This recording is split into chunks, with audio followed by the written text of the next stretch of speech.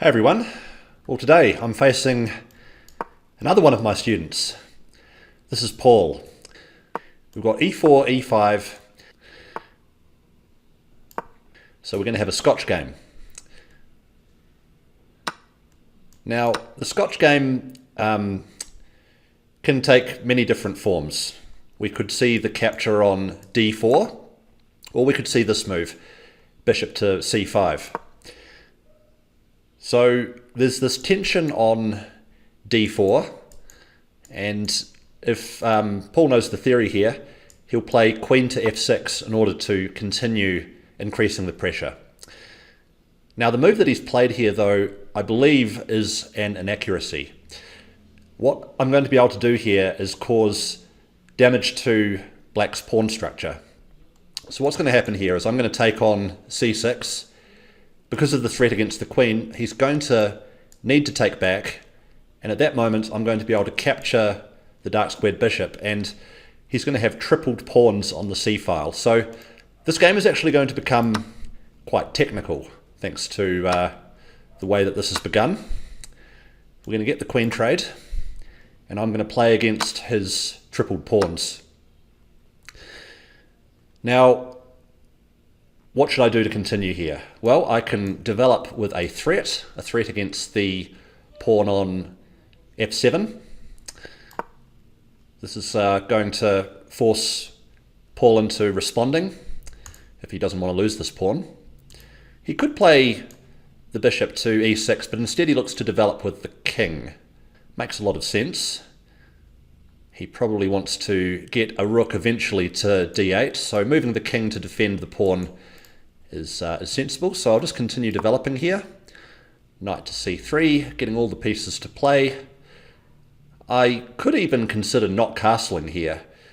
We've got an endgame with only two minor pieces left on the board, and because of this, king safety isn't really an issue. So we get knight to f6, so there's some pressure on this pawn on e4. And the question is, how should I look to continue here? Well, in the long term, these pawns are very weak. So actually, I do want to get trades. The more trades that I can get, the better, the weaker that these pawns will be. When you've got doubled pawns, or tripled pawns in this case, the more pieces that are traded, the weaker they become. Because these pawns can't defend one another. Like if we had this kind of thing with a pawn on b6 instead, well then the a7 pawn would defend the b6 pawn, and the b6 pawn would defend the c5 pawn. But what we've got here actually is a case where none of the pawns defend each other, and a7 is another isolated pawn. So black is offering a trade, and as I mentioned, I'm happy to see trades, and actually this is going to get me closer to the type of endgame that I want. So I'm happy to initiate this. And one thing that some players may believe is they might be getting closer to a drawn endgame. I'm not sure if that's the case with Paul. He may not believe that, but you could think that material is equal and therefore you're getting closer to an equal endgame. But with this pawn structure damage, more trades definitely favour me. Now, as I mentioned at the outset, Paul is one of my coaching students. I'm helping him to improve his chess, and if you'd like my help improving your chess, then go ahead and click the link in the description below. If you enjoy my teaching style and you enjoy the way that I explain the game, you can work with me and we can look to improve your results. So click the link below if you have interest. So I'm going to continue here with just sensibly bringing a rook to the open file. I would imagine that we might actually see Paul look to contest the open file with a move like rook to d8. Okay, so instead he creates a threat against this pawn on b2, but I can simply defend that with advancing the pawn to b3. And what I'd like to do here is I'd like to play f3 to defend this pawn on e4 securely, and then look to bring the knight into a4, and that's going to target the pawn on c5. Now, here, black could actually consider advancing c4, sacrificing the pawn. I could take it, but then I'd be the one with doubled pawns. And it might be that that could be the best way to play. Not too sure. But in an ideal world, I'd like to be able to play c4 to fix all these pawns on the c file in place. Also need to play f3 to secure the e4 pawn, which I'll do right now. And then play the knight to a4 and then look to start targeting the pawn on c5. Now that I've got this pawn chain, I could even look to bring the king back towards the center. We've had the trade of bishops since I chose to castle the king. And okay, black is offering a trade, and very important here, I don't want to be the one to initiate the trade. If I were to capture on d4, then black's pawn structure would be improved significantly. So if black wants to trade, black will need to be the one to initiate it.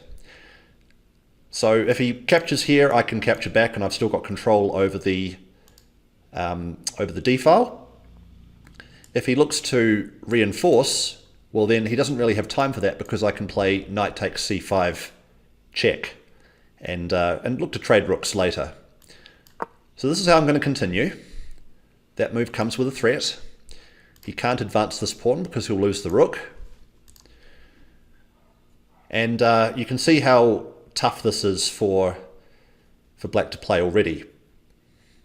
He might look to defend it with something like king to d6, but then I'd have time to play the rook up to c4, fixing that pawn in place. Also bringing the king in towards the center is on the agenda here. He might be thinking what to do with this knight now that it's no longer targeting e4. At least that's how I'd be thinking. This knight needs a new destination. Maybe it could go via d7 to e5. Knight to d7 would also do a good job of defending the pawn on c5. But instead we get the capture initiated, and now I've got control over this open file. Okay, so now he does actually play knight to d7. So that pawn is defended now. I don't have the ability to capture it. And what I'd like to do here, I think, is just fix this pawn in place so that that knight needs to stay passive. So I've got a piece attacking that pawn. He's got to keep a piece defending it.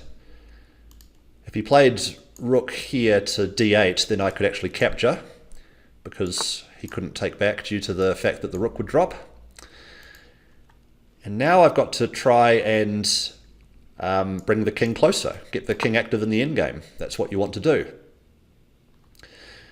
If I could get the king to also threaten this pawn, then that would be ideal, but it's hard to do that just at the moment. What he wants to do is open up the H file, because that would mean that his rook would be able to start playing. So H4, I will respond to that with H3, just to keep the H file nice and closed.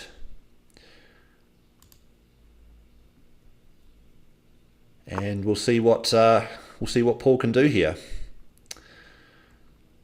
So I'll just continue to bring the king closer, just being careful always of any knight checks. But at the moment my king is out of range of anything that the knight can do. So what I could look to do here is to slowly take more space. He's looking to bring the rook over this way. And what I can do here is actually answer that with a little threat, which there's a chance that he might miss. If he plays this now, then there's a fork, which will win the rook. So that defends the idea indirectly. And also, there's ideas here of playing f5 check anyway, which would force the king over to e7. So I'm trying to take space. I'm trying to make it so that black doesn't get any counterplay. Okay, so now we get h4. It's looking to take some more space for the rook. If he advances further, then I can just close things up. So what do I want to do here actually? What is the way to continue? I've got this pressure, which is very good, of course. But how do I actually get another attacker onto this pawn? Or is that even the right plan? Well, in such situations, you can look to improve slowly. The rook could be a little bit better on d3 than it is on d1, because there could be some idea of bringing it over to the other side of the board in some situation. So let's just play rook to d3. If he advances, then I will look to close things up with g3. If he plays rook to g6, then there's the fork. There's always the threat of playing f5 in the air, so I'd rather just hold that back rather than play it straight away. Maybe g5 could be possible.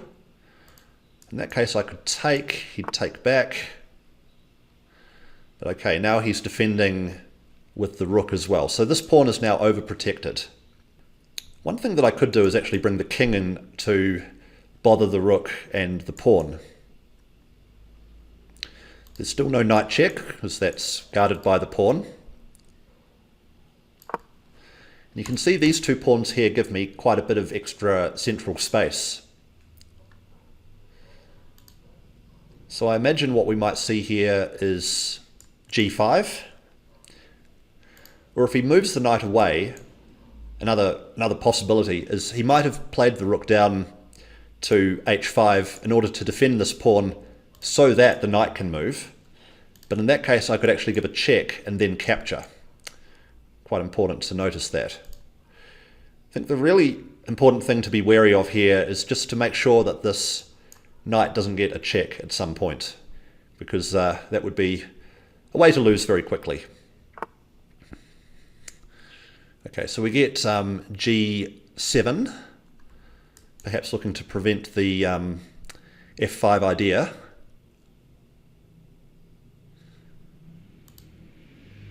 And also in case of king to g4, the rook is now defended.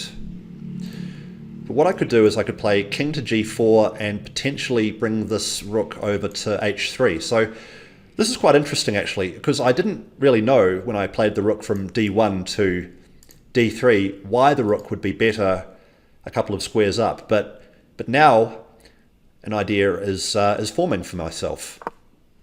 So here we go. King to g4, again, be careful of this knight fork, but it's not dangerous right now. I can always take. And bring the other rook over here. This is my plan. So it's kind of like, because there's pressure on this side of the board, an opportunity is opening on the other side of the board. He can't move this king, remember, because if he does, then he loses the knight. And now that the pawn is defended twice, I might actually look to reroute this knight, because while it's being defended twice, there's no real point keeping the knight here. But what could be a better square for it? I mean, that's a good question.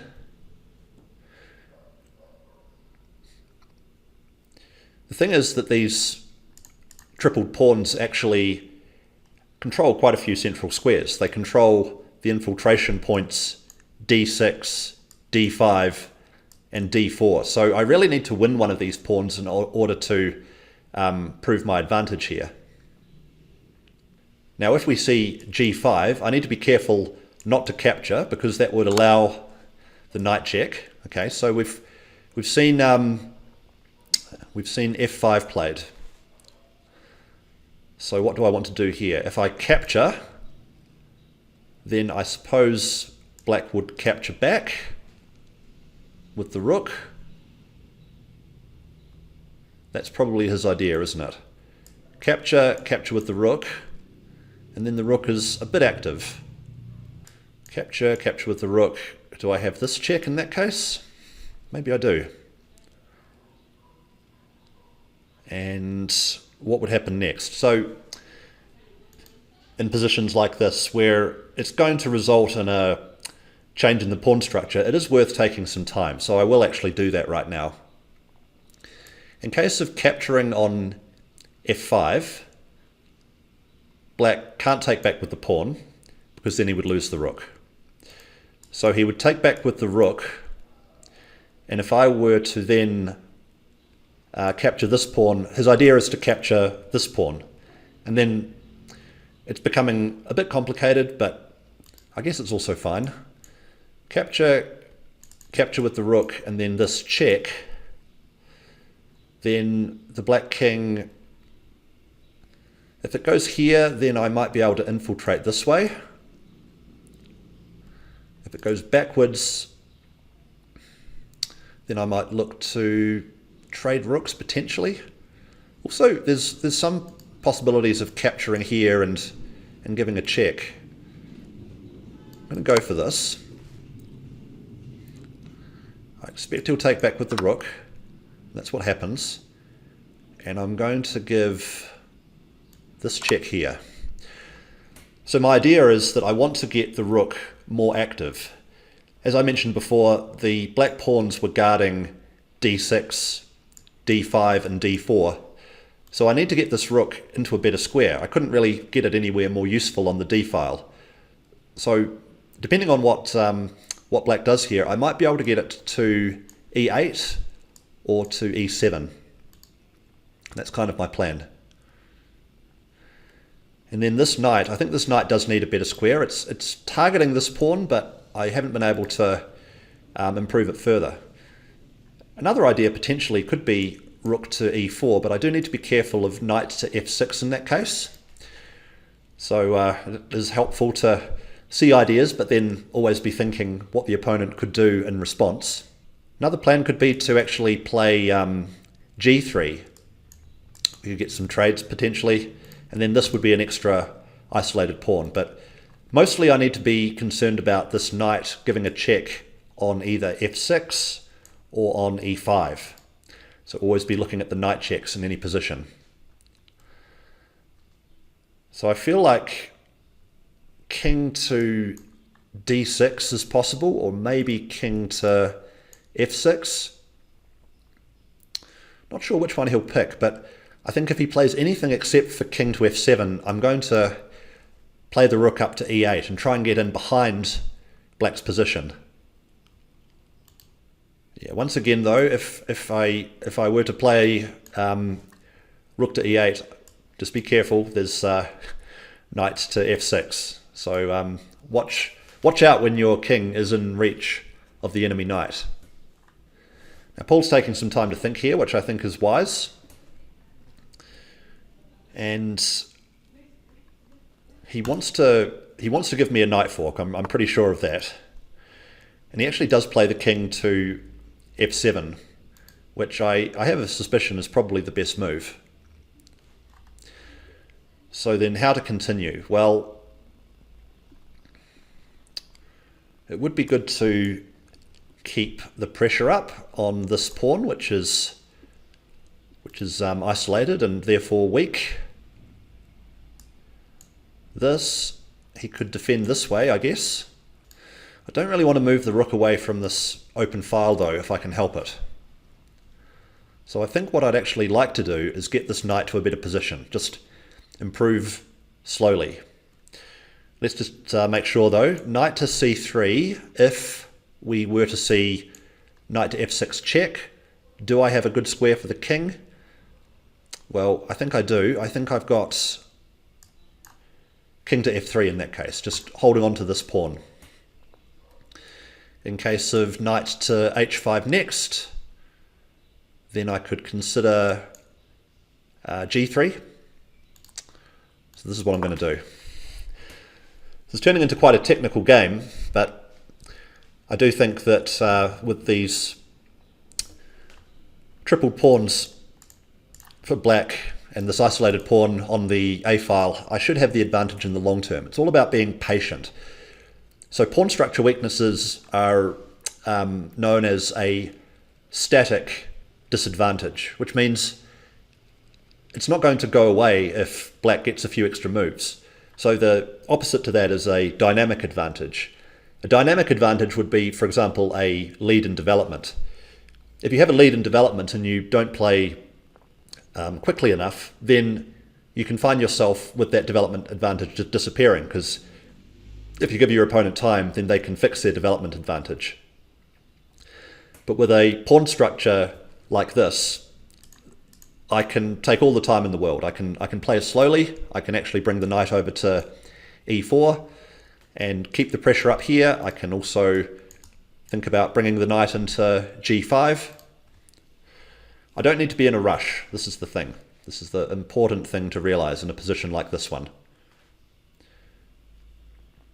Just improve slowly and look to trade. Like, I think what would be good for me here? Well, I think a trade of knights would be quite good for me. A trade of rooks would be great for me.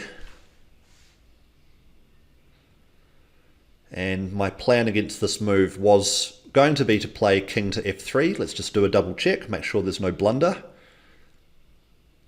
There's actually no check there with the knight, and there's no funny business involving rook takes here because I can take back with the king, and there's no knight to d5 at the end. So king to f3 is the choice. And next up, I'm going to look to play knight to e4. It might just be worth taking a look at this position though, and my decision to not capture the pawn on h4. Capturing the pawn on h4 would allow black to play rook takes f4. And in general, a central pawn is more valuable than a pawn on the edge of the board. This pawn is actually doing a pretty good job of controlling some squares, and I don't want to give it up, not without a fight anyway. Hence, I want to keep hold of that pawn. Now, I expect that we might see knight to h5 to build the pressure against the pawn on f4. But the move that I'd prepared in that case was g3. And if there were trades, then that would be okay. I'd be fine to see that. Just looking to hold on to this pawn on f4. Knight to e4 is definitely one of the next moves that I'm thinking of making. And you can see that it's difficult for Paul to come up with an active plan here. And it all really started with the opening. So one thing at the beginning of the game is that sometimes we can play moves on autopilot. I mean, if we just go back to the beginning of the game quickly here to take a look at how it began, a move like d6 is very natural. I mean, it looks to develop the light squared bishop and get it into the game, maybe to d7 or to e6, but you have to look at every forcing move in the position, and the sequence that I came up with has continued to haunt him right the way to the end of the game. Okay, now we get the move g5, which I must admit I didn't really see coming. So I can't take because of the pin. So now I really have to play a defensive move here in the form of g3. So if he captures here, I would capture back. So again, just holding on to this pawn. If there's the capture here, I'd capture back this way. If he captures here, capturing here might allow knight to h5. And in that case, I'm the one who actually has to go passive to defend. So that was a good move there by Paul, g5. I must admit, I didn't really consider that one, looking to exploit the pin. But yeah, good move, good move. So it's important not to relax in chess, isn't it? I was kind of already counting my chickens a little bit before they'd hatched there, perhaps. Knight to e4 is the move that I really want to play, and I think Paul should realize this. Like, a trade of knights would be very good for me. In fact, just trading a couple of pawns on the king side would mean that I'd have a pass pawn, So like, let's just imagine if we got these two pawns traded for these two pawns, let's say, then I'd have this pawn by itself, which could act as a distracting force as it moves up the board while I look to target these other pawns, or the other way around perhaps, right? It could be that it actually ends up being this pawn that promotes in the end. But more trades are good for me. Sorry, let's just go back to the live position. So we do get the capture on g5, so I take back, of course.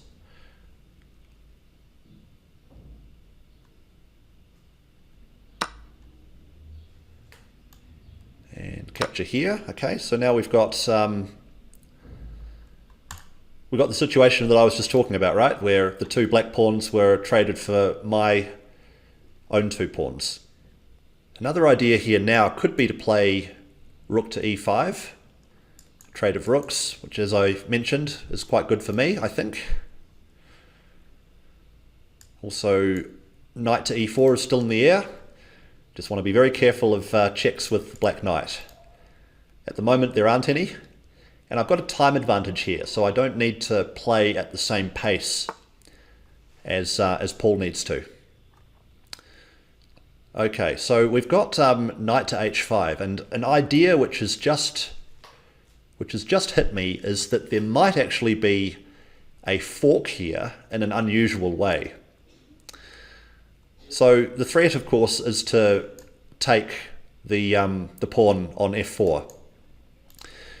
Either rook takes f4 or knight takes f4.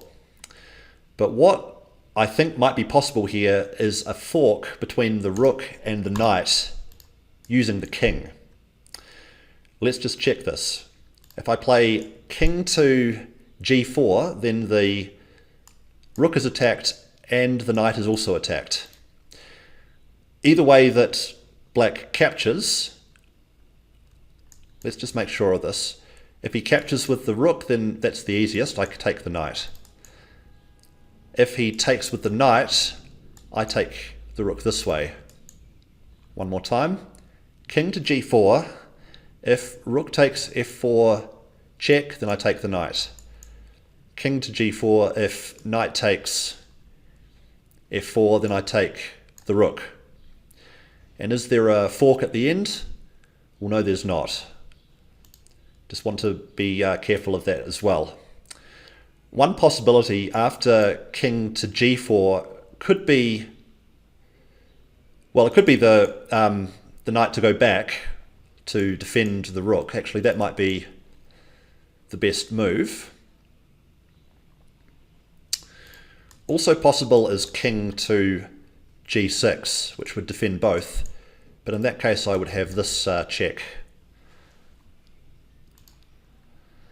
So when you're facing a threat, you want to play the most active move.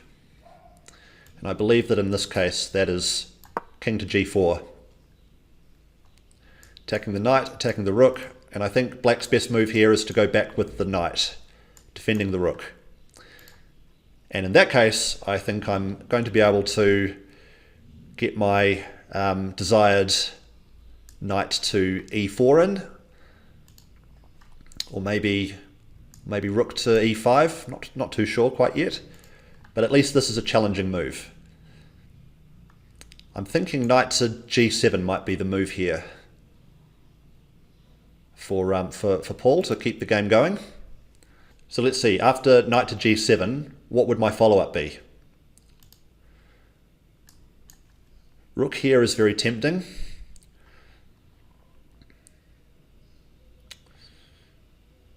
Also, bringing the rook around this way to pin the knight is interesting. Or just improving the knight this way. There's a few good moves here. In case of knight to g7, knight to e4. With the threat of a check. And the rook still cutting off the e-file. This all looks quite good for me. Hopefully he's not considering taking on f4 somehow, because as I calculated, that just doesn't work. And I also think king to g6 doesn't work due to rook to e6 check. That would force, well, it would force a couple of possibilities, I guess. Maybe, yeah, let's see. King to g6, rook to e6 check. If he looked to block with the rook, then what does that mean? Maybe I can take, he'd take back. Okay, he does find that move. Good job.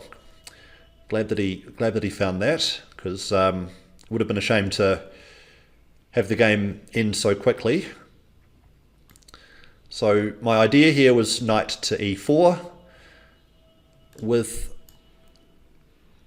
the plan of threatening this check. He probably has to move the rook now, actually, and it doesn't actually have a lot of squares. The rook is immobile just at the moment. It cannot go to any of those squares. So, realizing that, I think, he's gone ahead and brought his king up. So now the rook can get out this way. If I play the knight here, then the rook will need to retreat. And then I think finally my rook's going to get into the position. Stay wary, stay cautious, stay aware of forks from the black knight. And he does go back. So one possibility now is to play rook to e5, and the question is, how is he going to defend this pawn? As I said at the beginning, the more pieces that are traded, the harder it's going to be to defend these tripled pawns. So I'm going to go ahead with this. The threat is to take on c5.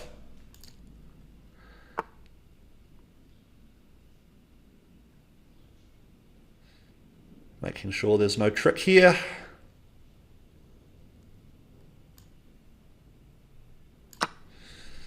And now I've finally been able to win a pawn. And I might be able to win another pawn, actually, because this pawn also is quite tough to defend. The knight could come to this square now, but then I could actually capture and pin that knight. If it comes to either of, well, it can't come to either of these squares because there's just too many of my own pieces that are defending it. So now we get the rook trying to get active, which makes sense. But I can take a pawn with check.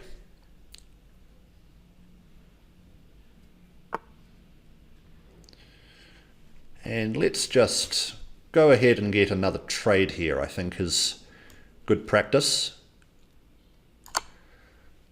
Always wary about knight checks. Lost far too many games this way. So now I'm 2 pawns up with a much simplified position. The rook coming down here is going to get met with a capture on c7. So I should just be able to win reasonably smoothly here, hopefully.